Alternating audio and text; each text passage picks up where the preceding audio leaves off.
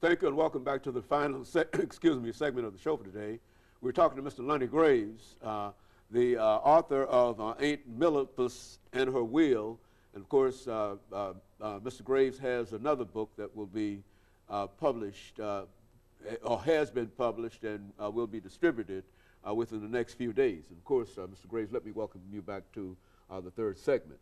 Let's pick up on this profile that you've given us, covering all of these years and all of these experiences, too, that I'm sure that so many people relate to, because I've been able to relate to a large number of things that you're saying. Let's pick up where you wish. Well, I would like to bring one thing.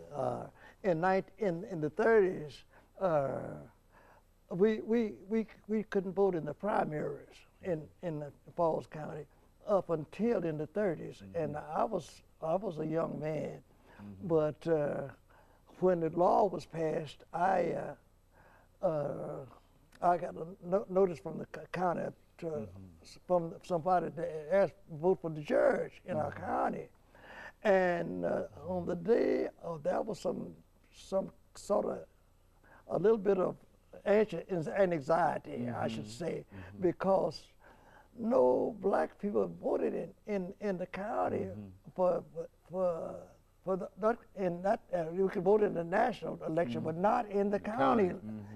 And so when I went to the town that morning and to vote, there were several black people across the street from the school, where the white school where we was voting. And I said, "Have you all voted?" He said, "No, we not." I said, "Why?" He said, "Well, we just don't know."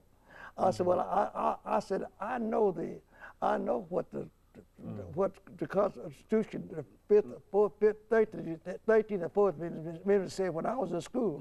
I know what and they said. I said, I repeated. I said, I'm gonna go over there, and I'm gonna tell them if they ask me why I want to vote. I'm gonna tell them that, but I'm gonna repeat those amendments. And I went with that card that I had by myself.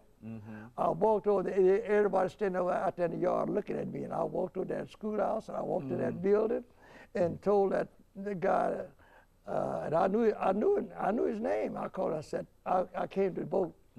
He said, "You did?" I said, "Yeah." He said, "Well, okay." He gave me a pencil and paper, and I voted. And I walked on back over there across the street where the street divided the blacks from the whites. And when I did that, they said, "What happened?" I said, "Nothing happened. I voted."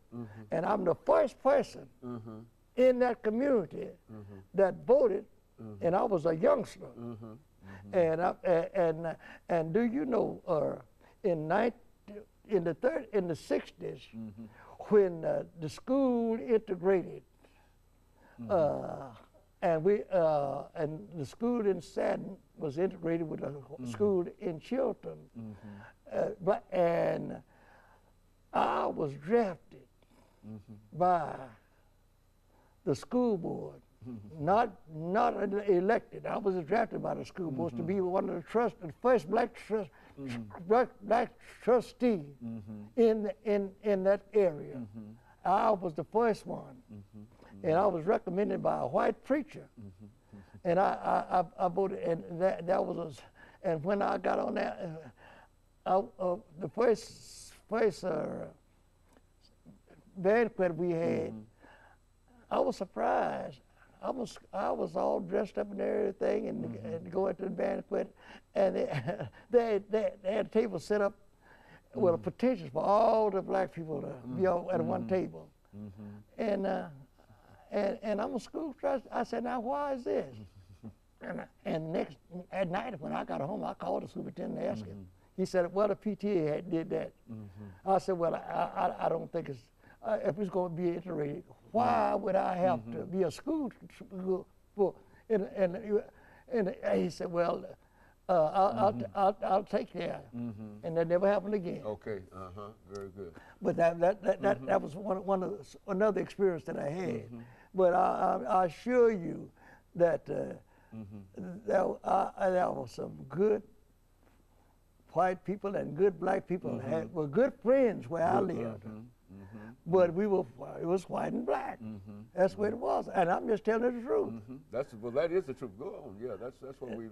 And so, but I was able to